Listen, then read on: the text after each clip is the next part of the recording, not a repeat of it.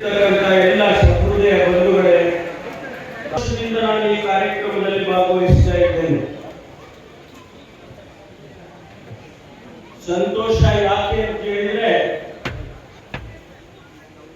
ಷಡಕ್ಷರಿಯವರು ಒಬ್ಬ ಸಾಮಾನ್ಯ ಶಾಸಕನಷ್ಟೇ ಅಲ್ಲ, ನಮ್ಮೆಲ್ಲರಿಗೂ ಅತ್ಯಂತ ಆತ್ಮೀಯ ಸ್ನೇಹಿತ, ಒಬ್ಬ ಸಹೃದಯಿ,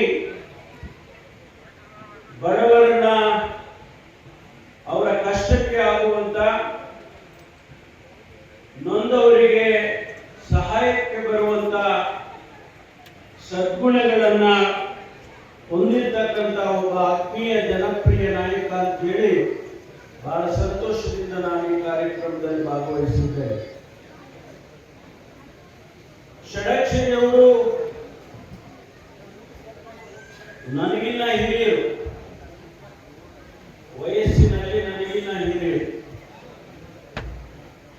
ಬಹುಶಃ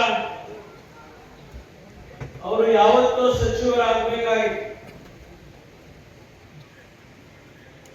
ಏನ್ ಹಾಗೆ ಹೋಯ್ತು ಅಂತೇಳಿ ಕಳೆದ ಬಾರಿ ಕೂಡ ನಾವೆಲ್ಲ ಅಂದ್ಕೊಂಡಿದ್ವಿ.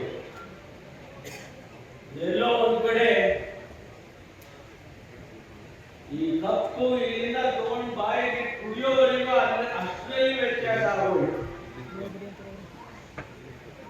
ಆದ್ರೆ ಮುಂದೆ ಅವರಿಗೆ ಭವಿಷ್ಯದಲ್ಲಿ ಭಗವಂತ ಅವರಿಗೆ ಆರೋಗ್ಯ, ಭಾಗ್ಯ, ಸಚಿವ ಸ್ಥಾನ ಎಲ್ಲವನ್ನೂ ದಯಪಾಲಿಸಿ ಅಂತೇಳಿ ನಾನು ನಿಮ್ಮ ಜೊತೆ ಸೇರ್ಕೊಂಡು ಪ್ರಾರ್ಥನೆ ಮಾಡ್ತೇನೆ.